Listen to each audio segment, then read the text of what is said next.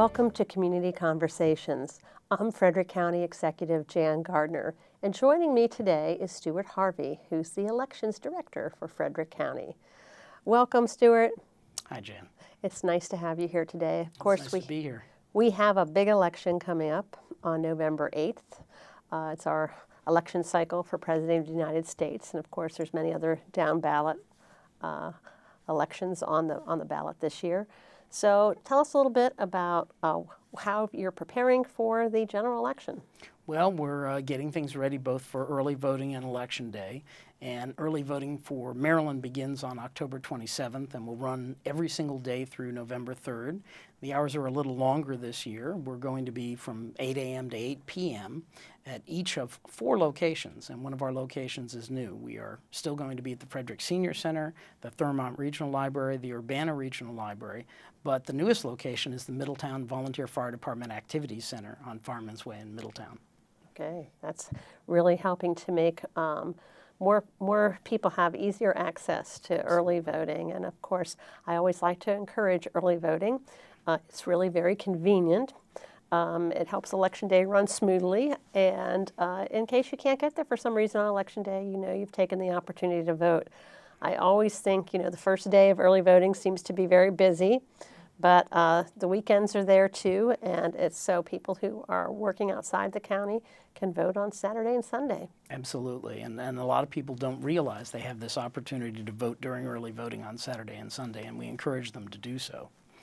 So we also have a new voting system this year. It was used for the primary and will be used again here for the general election.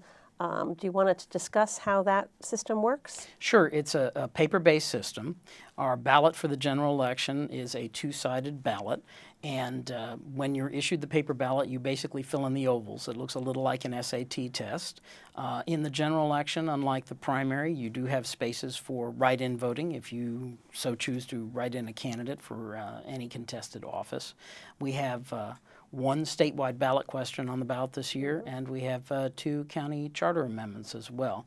We also have a race for U.S. Senate, Congress, whether you live in the 6th District or the 8th District, 1 judge of the Circuit Court here in Frederick County, and 1 Court of Appeals judge for continuance in office. Okay.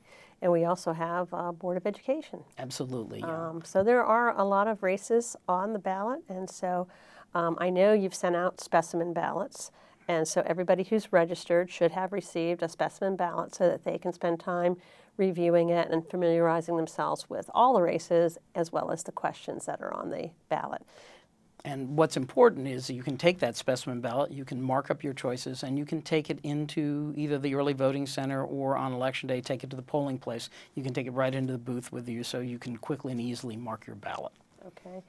So what options are there for voting in 2016? Well, basically, you've got 3 options. As you've pointed out, we have early voting, we have Election Day voting, and then we also have absentee voting. And we've gotten a lot of requests for absentee ballots. So if you're not going to be in town anytime during the early voting period, or you're not going to be in town on November 8th, you want to go ahead and apply for an absentee ballot now. And you can do that very easily from our website. You can download the absentee ballot application and just email it back to us. We've gotten many requests for absentee ballots. We have over 6,000 people who've requested an absentee ballot here in Frederick County, and the number continues to grow. Okay, so people can request an absentee ballot. How can they do that? Well, the application is online. They can just go to our website and download the absentee application, and they have a number of ways in which it can be delivered to them. It can either be mailed to their current address. It can be mailed to an address where they're going to be. In other words, they're going to be out of town and they'll need their absentee ballot mailed to a different address, or they can actually access their ballot on the state's website online. And what they do is they actually download the ballot from the state's website, they mark it, and then they mail it back to us. No absentee ballots are transmitted electronically or over the internet. Okay. Lots of ways to use an absentee ballot, and it's much easier than it used to be in my perspective. Yes. So there have been issues raised about the security of the voting system, and so can you speak to that? Sure. I think that the most important thing that people need to know is that the voting system is not connected to the internet. And when we actually create the data for the scanners and the ballot marking devices that we use in the polling place. We don't use the internet. It's a standalone server with the data that we create, and then we test every piece of equipment to make sure it's reading ballots properly before it goes out to the polling place or before it goes out to the early voting center. And when the data comes back and we're actually tabulating results on election night, again, nothing is connected to the internet. It's a standalone server where we tabulate the ballots. All right, so the internet can't be hacked because it's not on the internet. But that's it. Our results are on a standalone server, both going out and coming back. And of course, we do have the backup with this new system of having a paper ballot. So if there was a need for a recount for a close race or for any other reason, that does exist to verify that election data. Right. The most important thing about this system is that we have a paper trail. So if there's any question at all about any election whatsoever, as you said, we can always examine the paper. Okay, now there are people with special needs, disabilities, who may need some assistance voting, or can you speak to how people can vote if they have a special need? Sure. Well, one of the things that we do both at early voting and at the polling places is that our judges are there to assist a voter. If a voter needs help in voting, they can ask for assistance or they can bring their own assister. In other words, if they want to bring someone to assist them in the voting booth, they can bring that person, and when they check in at the polling place or at the early voting location, they simply fill out a voter assistance form, and then the person they brought can go into the voting booth with them, or they can go over to the ballot marking device and assist the voter in voting. And I want to talk a little bit about the ballot marking device because that's a little different than the paper ballot you would normally get. The ballot marking device is designed to be used to assist voters who perhaps can't vote the simple paper system. They're given a blank piece of paper which they feed into the ballot marking device. And the ballot marking device looks very much like a touch screen interface. Right. And so the voter can enlarge the ballot if they have low eyesight.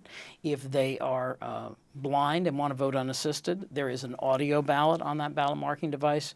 So the voter has a choice when they come in of which, I jokingly refer to it as paper or plastic, but which they prefer, either voting the regular paper ballot or taking the piece of paper and going over to the ballot marking device.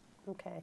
I do think it's important that we let people know that there is an opportunity to vote if you have a vision problem or a hearing problem or another special need, because we really do want to encourage everyone to come out and take advantage of their opportunity and their right to vote. Absolutely. And the one thing I didn't mention is I've talked about someone bringing in a sister. If you come in and you need assistance in voting and you didn't bring in a sister, we're happy to assist you. 2 judges of opposite party will fill out that voter assistance form, and then they'll either go in the voting booth with you or they'll go over to the ballot marking device to assist you in using that device. Okay. Well, I really want to thank you for participating in this show and for helping to get information out to the voters in Frederick County. Certainly as an elected official, I value the great work that you do. I know you take the election process very seriously, that you run a good operation throughout the county, and that's greatly appreciated by all of us. I encourage people to get out and vote. So remind everybody, what are the dates for early voting? The dates for early voting are October 27th through November 3rd, and again, the hours are 8 a.m. to 8 p.m., and Election Day is Tuesday, November 8th, and the hours that day are 7 a.m. to 8 p.m. Okay. Thank you for being here today, Stuart. I appreciate all your good work on behalf of the citizens of the county and making sure we have a very functional and great opportunity for people to come out and vote. Thank you. So thank you for joining us. I encourage you to come out and participate in the general election and to take advantage of early voting. And thank you for joining us.